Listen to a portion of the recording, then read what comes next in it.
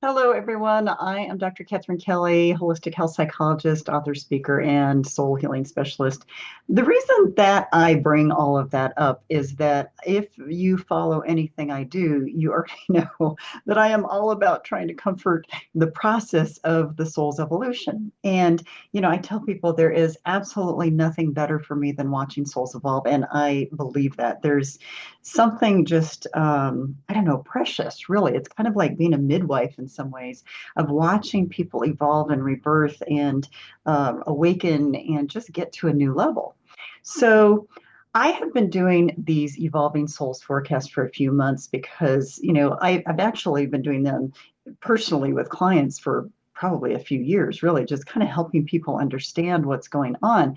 But I started to do this more formally for a few different reasons. I think I can reach more people, but I want to tie things together for you. And one of the things that is happening in the world right now is that everything seems like it's falling apart. And so I want to offer you as many tools as I can so that you can help navigate this lovely human condition that we're experiencing. But I also want to give you some information about how the soul works and also how the universe has something to do with that and how astrology fits into this and kind of how those energetic dimensions play a part in all of this. But, it's one of those things where, again, I'm always going to want to help people. It's part of who I am.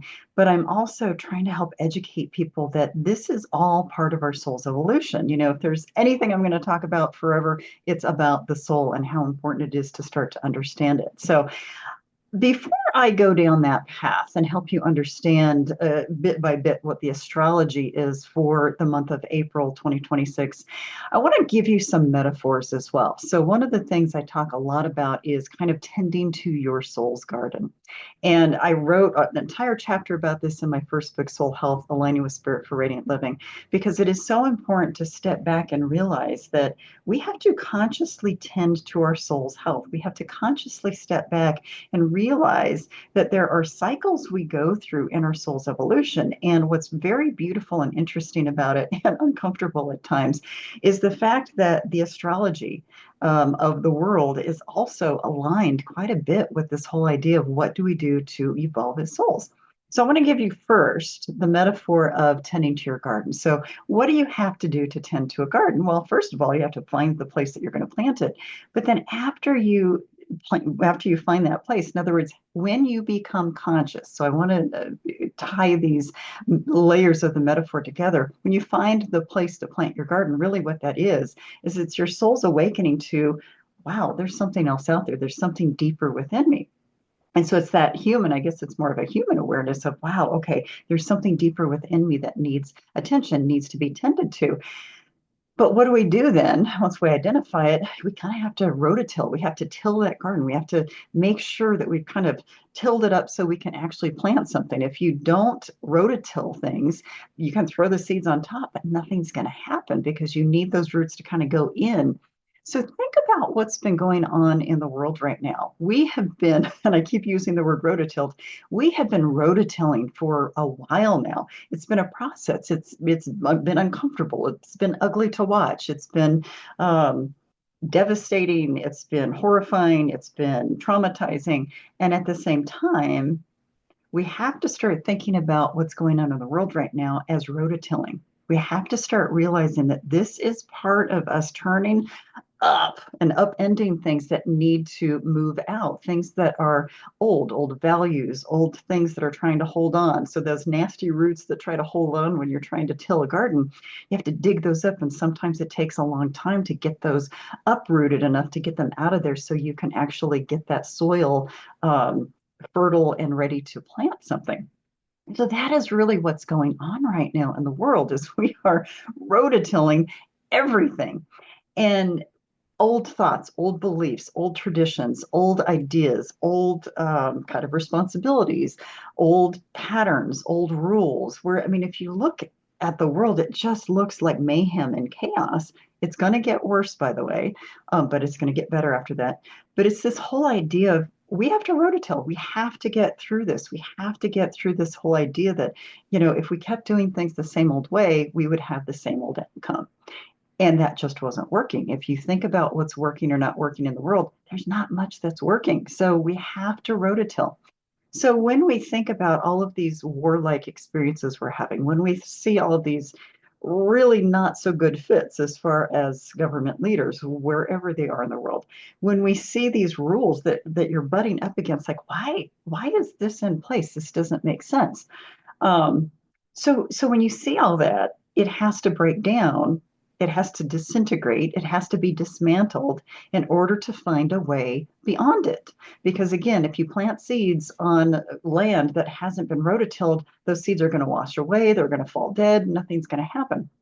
So if you can metaphorically look at the world right now, as this is a rototilling time, this is a time that we are preparing for change. We are preparing for new growth. We are preparing to sow some new seeds and tend to a new garden.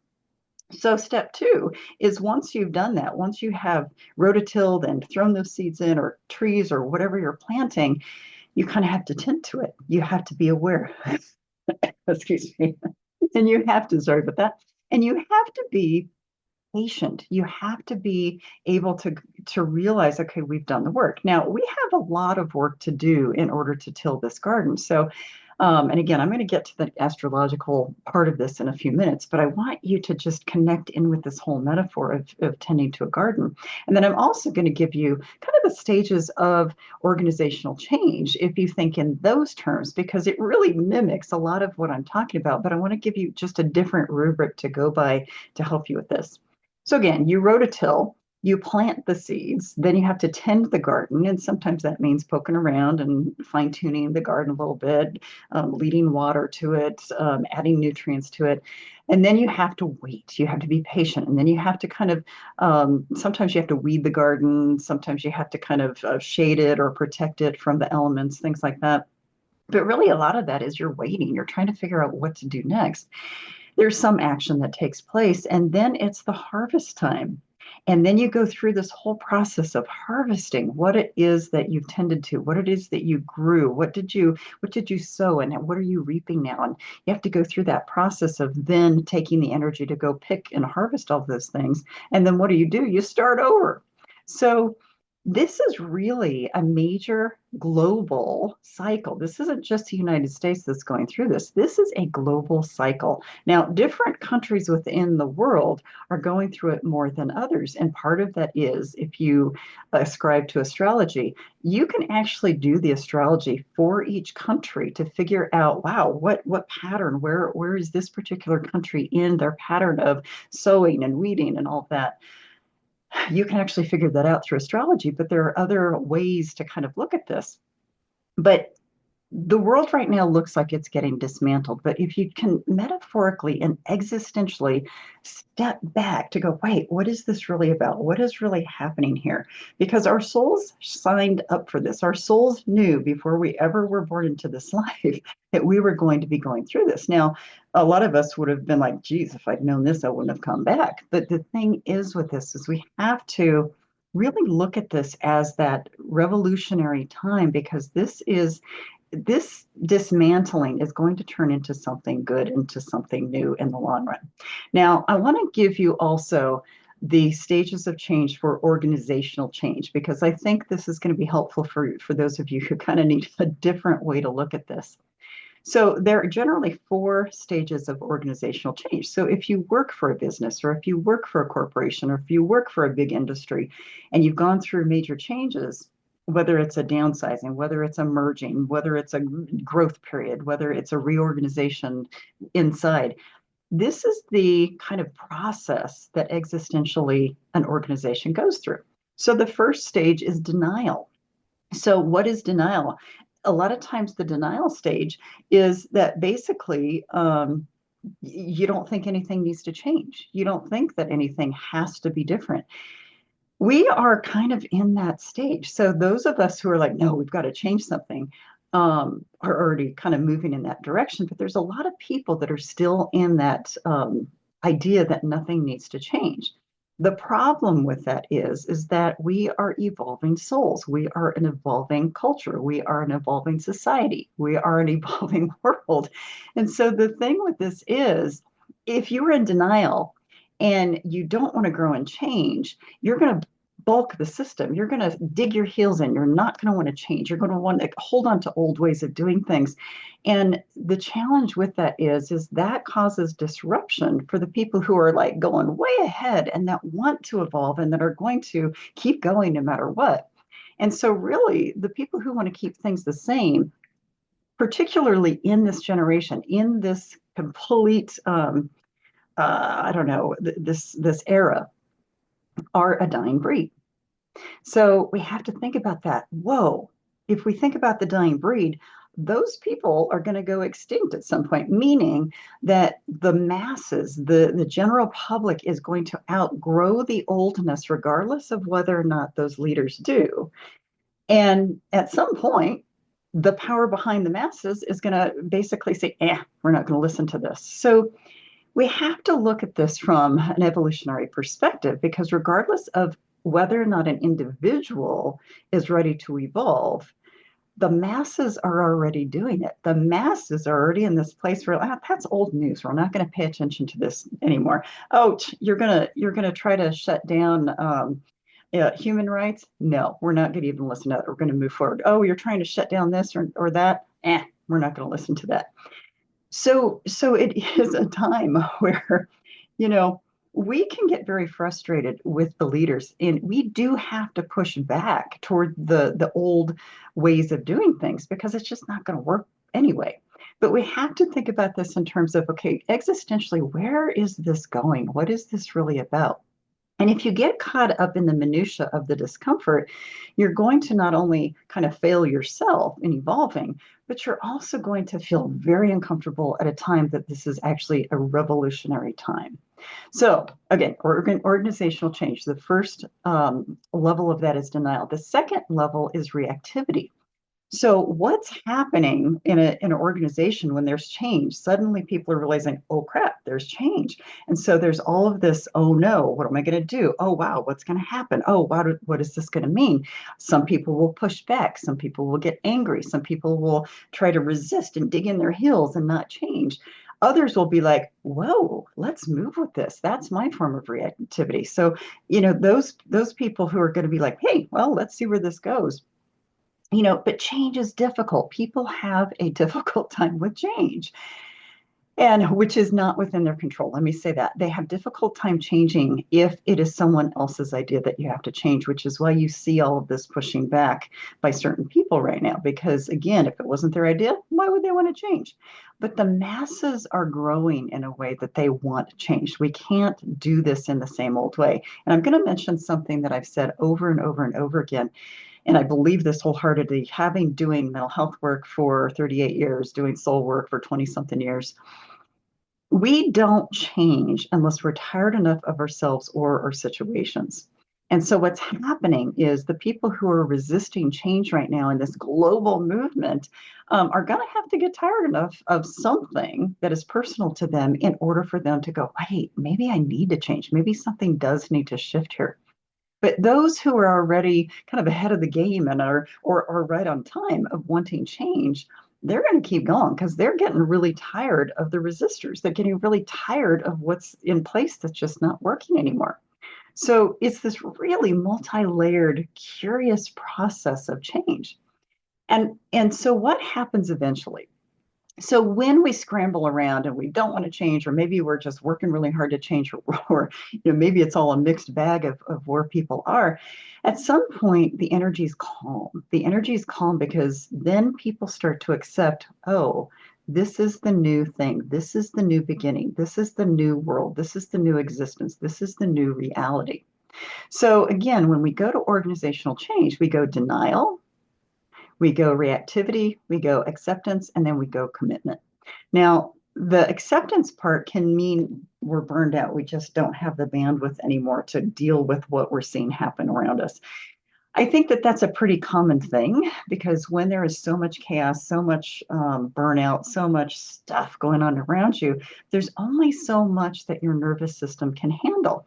Now, I literally have just been coming out of a burnout of my own. I've been burned out. I've been pushing really hard. I've been trying to get a lot done. And about October, I just got flattened. But again, I had to go through that process of acceptance to realize, okay, this is my new reality. I have to reprioritize. And then level four to that, stage four for organizational change is commitment.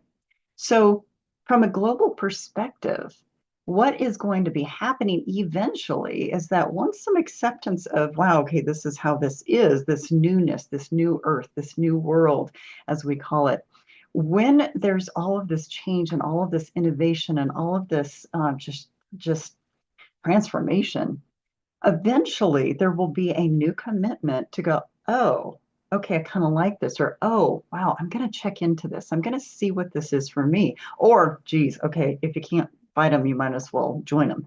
So there's going to be a lot of layers of this, and depending on the souls that are here, depending on how ready they are to change, you might see these four stages of change show up in lots of different individuals at different stages. So some might still be in denial. Some might be already accepting that, okay, this is how things are. Let's move forward.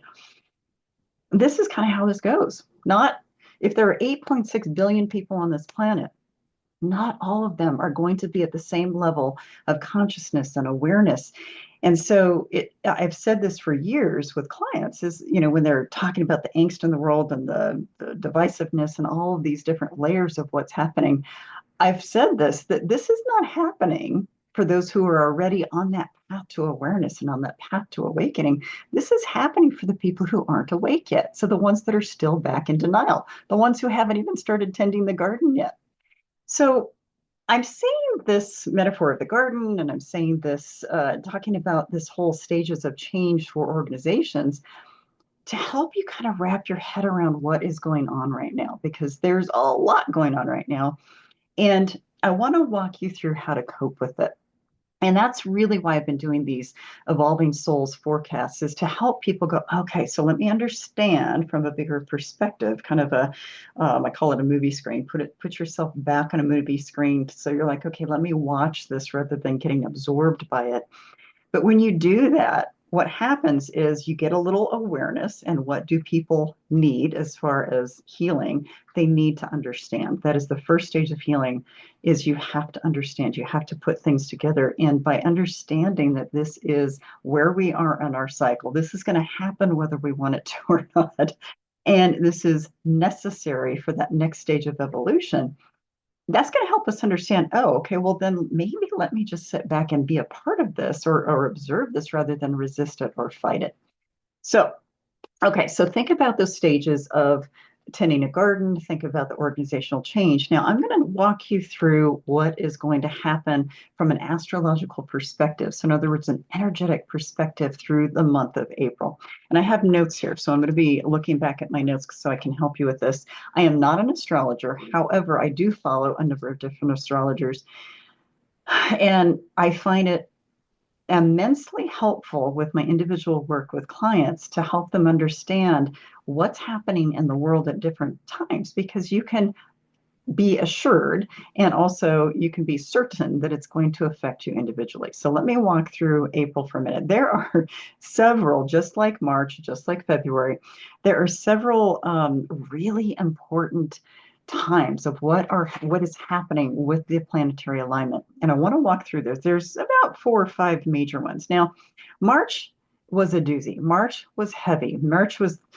back to back. I think there are 8 or 9 celestial events that happened that were like boom, boom, boom, boom. This is just happening. And we're just coming out of that right now. But April has some defining moments as well. And so we have, let me look here, there's 4 or 5 that I want to talk about. I am not going to talk real technically from an astrological perspective, because that is like a whole new language. But what I'm going to talk about is the energetic essence of what to expect, because that is really helpful. Now, if you're a practitioner, this information is super helpful, because you will, if you can stay observant, you will watch your clients or your patients going through experiences that kind of mimic or display what is happening around the world. So, again, practitioners, coaches, this is a very helpful thing. If this is something you're watching for yourself, pay attention to what's going on within you as well, because this can be helpful. All right. So March, what's interesting with the switch between March and April. So March was again kind of that rototilling time, a lot that was churning, a lot that was turning up. So from a planetary perspective, what's happening is that as we end, let me say this way, as we wrap up March, a lot more is going to start to be illuminated. Now, if you see what has been going on in the world, it looks like everything's falling apart. But what we're seeing through the cracks of this is we're starting to see, wow, this really isn't working. This is not the way to do things. This is this cruelty, this all of this stuff that's getting stirred up. More and more people are like, wow, we don't want to be like that. We don't want to live in that. We don't want to treat people like that.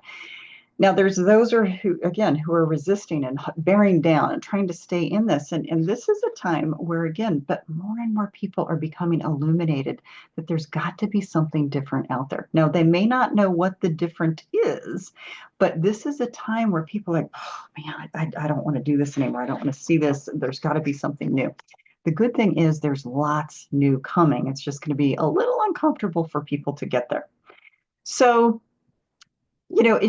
I've heard so many people say that, oh my gosh, 2025 felt like it was so slow. It felt like it was sludgy. It felt like it took forever to get through. And it was true. Planetarily, there were planets that were aligned in certain ways that just made it feel like we're kind of trudging along, going through, deep mud or sand pits, whatever it might be. But what's going to be happening in April, right around the end of that first week, is that it's almost like the gas pedal is going to get pressed. And so what's happening is Mars, and I'm just going to say the words, but Mars is conjuncting Saturn in Aries. Then a little bit later, about a week later, Mars is then conjuncting Neptune in Aries. Now, you don't have to know what all that means, except for the fact that Mars is a take charge planet. Mars is like, whoa, let's get this done. That's what that acceleration is going to be. That's what it's like, whoa, when you accelerate fast, you're going to be like, wow, okay, that happened really fast.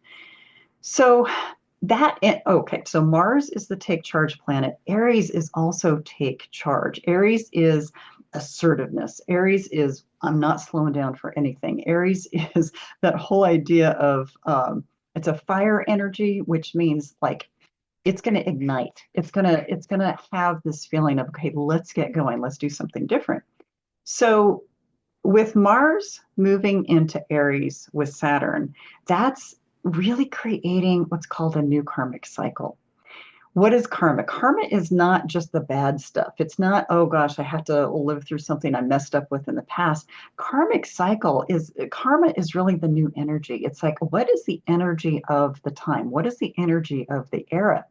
And what's cool about this is that even though it's still going to feel very disruptive, it's going to look like on the surface there's still a lot being kind of blown up literally and figuratively, but it's going to look very dismantling. It's going to look like there's more and more getting dismantled.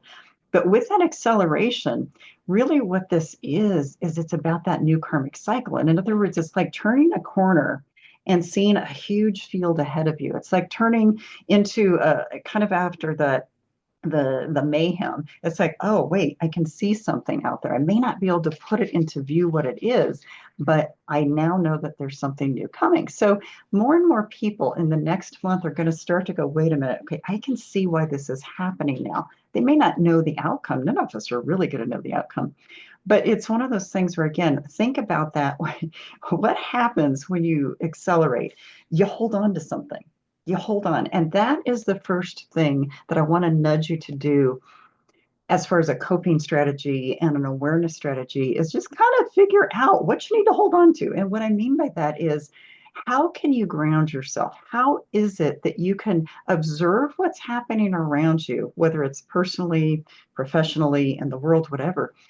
How can you get your hands on the wheel, and how can you put yourself into a place where you're like, okay, let me hold on, but let me take stock in this. Let me see what's happening. Let me observe this.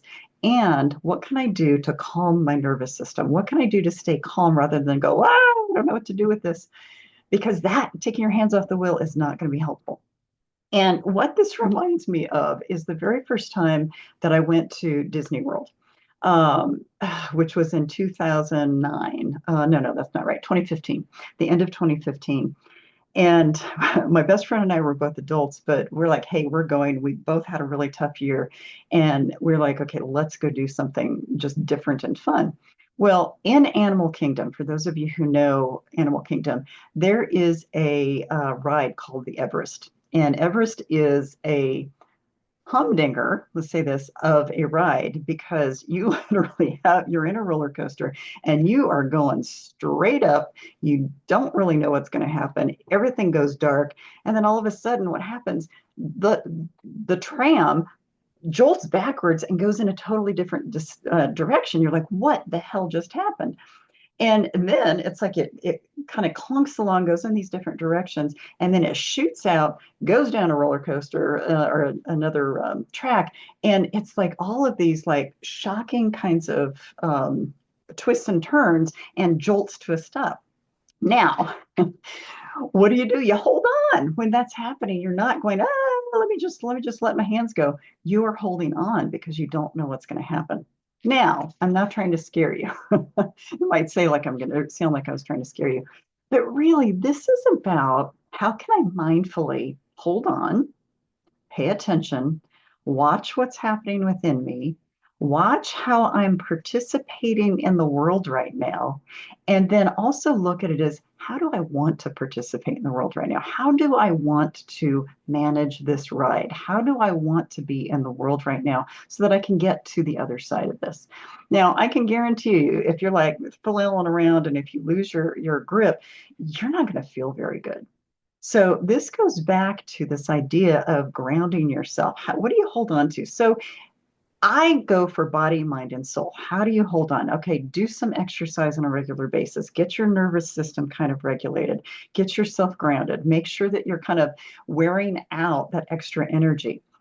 From a mind perspective, watch the fearful thoughts because the fearful thoughts will only beget more fearful thoughts. So, and then the soul part of it is, oh, what aligns with me, what doesn't align with me. So, this is going to be a continuation of March's version of soul searching too, but it's at a different level because this is not only like soul searching of what I want, well, what do I not want? This is now soul searching about how do I want to be through this process? How do I want to get through this? How is it that I want to hold on, have integrity as I'm getting through this? Who do I want to be through this process? So it's a different kind of soul searching because this is now deciding that you're going to evolve. It's now deciding that you're going to weather whatever these roller coaster rides are because you know you're going to get out on the other side.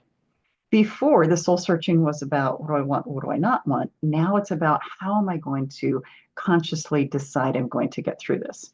So part two of this, that was around April 13th. April 19th is when Mars and Neptune, Mars conjuncts Neptune in Aries. Again, more of an ignition, more of a time where everything's going to feel like, whoa, this is going really fast now. But the difference with that is not only is it about holding onto the wheel, it's about how do I act differently? Now that you've decided how you want to be through this process, how do you act on it? How do you put yourself into a place where you are consciously and actively weathering the situation? Because the more you feel like you have a little control over the situation, the more you're going to get through it. So this is another ignition. So it's like an ignition more for anticipating that there's something new coming. And this is the start of understanding that we can recreate our experience. It's not the end of it. So it's just like, oh, wait, I might be able to do something different. I might be able to get through this differently. So, we have this sort of ignition of the karmic cycle, but then we have that next wave of the ignition or the kind of just lighting a candle, basically, lighting a torch of, wow, I think I can create a new story. I can create a new idea. I can rewrite who I'm going to be, how I'm going to be in the world. And so this is a time to start acting on the vision. Now, you're not going to have it all figured out quickly, but it's like, wait, I'm going to feel more confident. I'm going to feel like I can do this because Aries is also about confidence. So when something is in Aries, it makes you feel stronger. It makes you feel like you're less vulnerable. But you have to be willing to take charge of your own situation in order to get there. Okay, so that was again April 13th, April 19th, April 25th. So keep these dates in mind because if you're feeling some sort of way around those dates, if you keep this in mind, you'll realize, oh, that's why I'm feeling this. And so, again, around April 13th, you might feel like something is like starting to scramble and happen around you quickly. But then, if you're able to realize, oh, wait, I remember her saying this. So basically, let me just hold on. Let me just watch this. It's going to go better for you. Same thing with April 19th is, wow, I'm having all these like awarenesses or all these ideas. Well, again, just hold on to it and see what you can act on. Now, April 25th. Now, I find it interesting that it's almost every week during April that this is happening. April 25th is what is being called a huge moment. So it is like a pivotal underline, big letters, blinking on the screen. It's a big moment. And what is that? So that is where astrologically speaking, there is a shift in how so many things are going to be looked at. So huge, huge technology shifts, huge kind of innovation, huge kind of ideas that nobody's ever brought to light before. So in other words, this really is a time when we have so much opportunity to rewrite how we do things. So is it going to happen overnight? Heck no. Could more lights go on in people's minds? Yes. Could more people kind of start to turn around and realize, wow, the way we've been doing this, what we've been pushing all along is not working? Or those people that are in leadership might start listening to the masses a little bit more because they're going to start to realize, wow, what we're doing is not working. The masses are going in their own direction anyway. So keep in mind that this, right around April 25th, it is the start of a new identity. It's the start of a new global identity, country identity. And when I mean country, I mean all countries that are experiencing this, which is pretty much all of them. This is also a time from a coping perspective. So throughout April, grounding, calming, soothing, whatever you can do to bring that nervous system down. But certainly through the last couple of weeks of April, if you are someone who has a lot of anxiety, if you are someone who feels agitated very easily, if you are sensitive to other people's stuff, in other words, if you are an empath or you feel a lot of people's stuff, if you have Pisces in your astrological chart, you're going to be picking up on a lot of people's stuff around you. So the last 2 weeks, particularly the very last week of April, do whatever you can to just calm your nervous system. So take more long walks, take more long baths, do some meditation, do some earthing. And earthing is when you literally put your bare hands on the ground or your bare feet on the ground, or you go stand by a tree and you just put your hands on the bark. Let the earth energies kind of ground you, bring that energy kind of down into the earth for you. Because this is going to be a time when there's going to be so much energetic swirling and there could be so much going on in the world that is stirring you energetically that if you don't know to ground yourself, if you don't consciously take the steps to say, okay, I'm going to be extra motivated and extra intentional about taking care of myself during these couple of weeks, then you could really find yourself feeling bad. And from a psychological perspective, I could totally see more panic attacks happening. I could see more anxiety happening.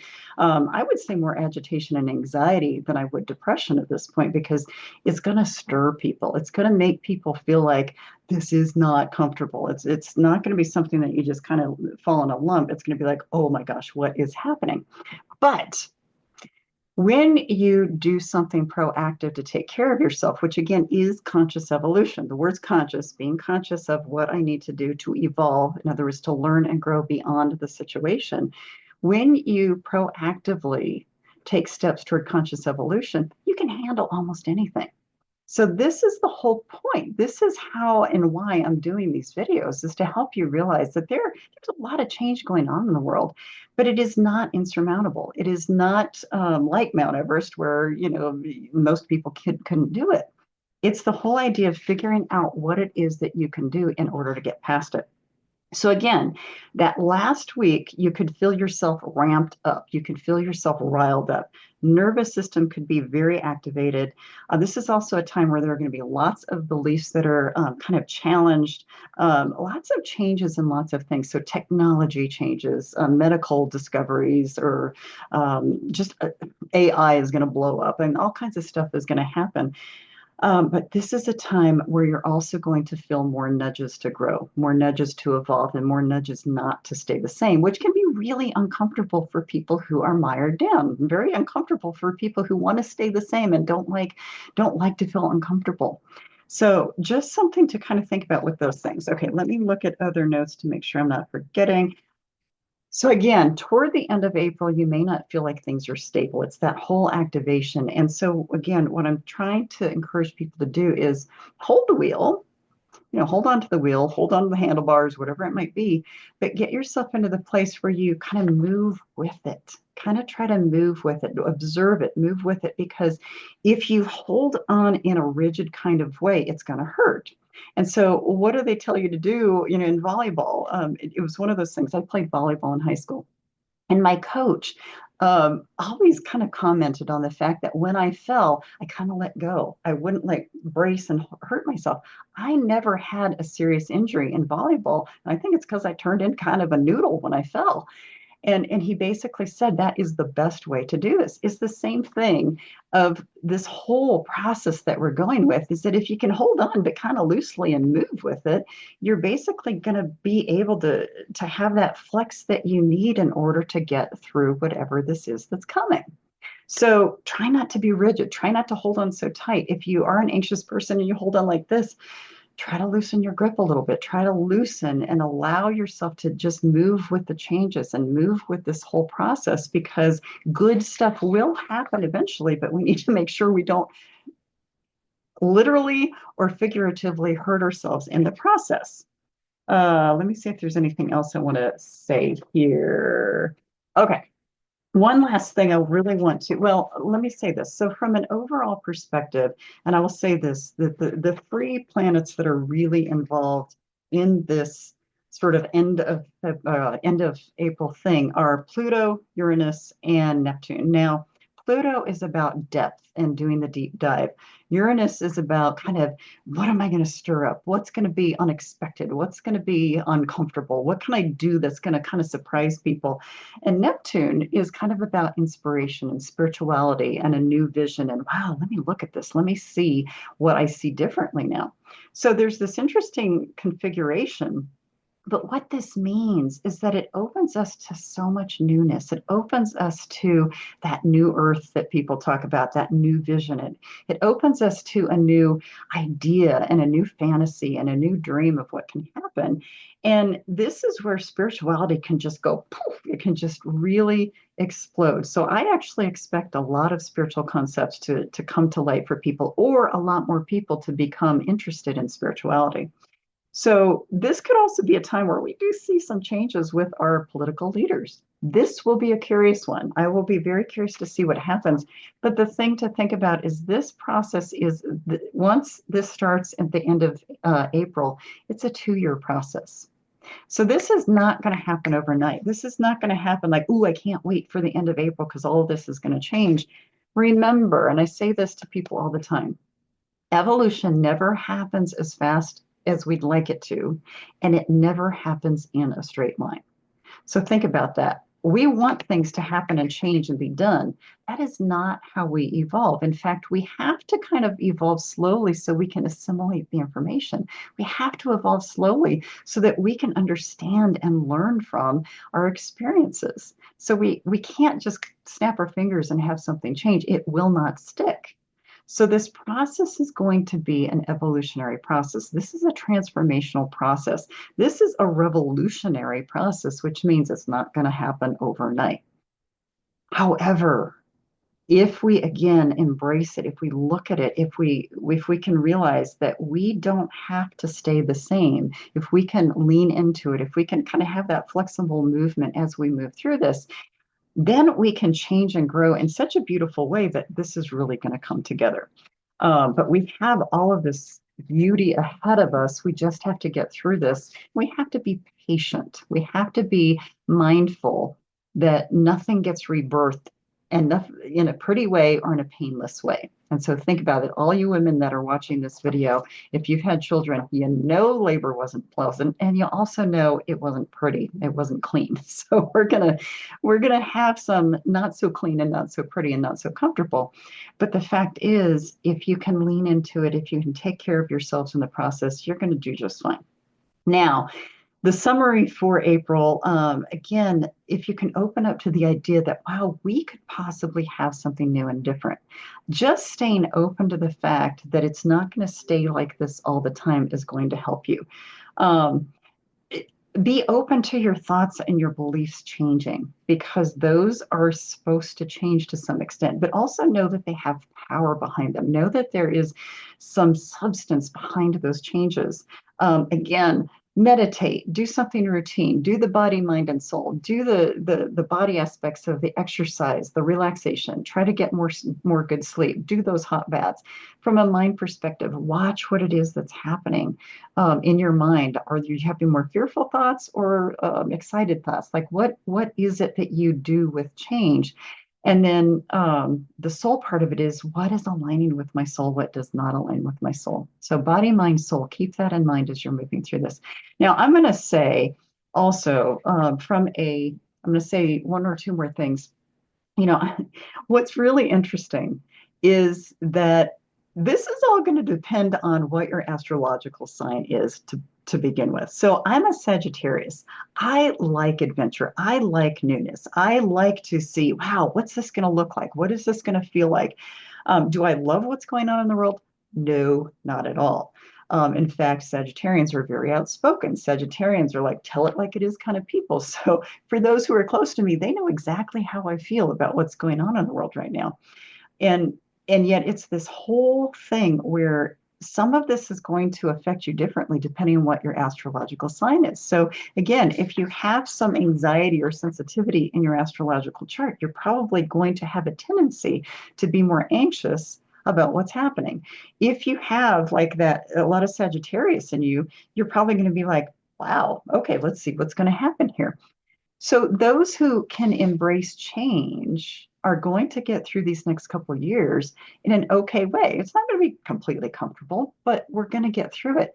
But just be mindful that your astrological personality may have a lot to do with how you get through this. And I'm going to be sharing more information about this, in videos. And I'm going to do another video on how to cope through body, mind, and soul, give you some very specific ideas. But these energetic I guess, forecasts, these emerging souls forecasts, these evolving souls forecasts are really here because I want to help you evolve. I want to help you realize that we may not have control over what's going on outside of us, but we do have control over how we evolve through it. So I'm going to say that again. We may not have control over what's happening outside of us, but we do have absolute control over how we evolve through it. So keep that in mind as you move forward, because this is what this is all about. We signed up for this. Our souls signed up to be in this current day.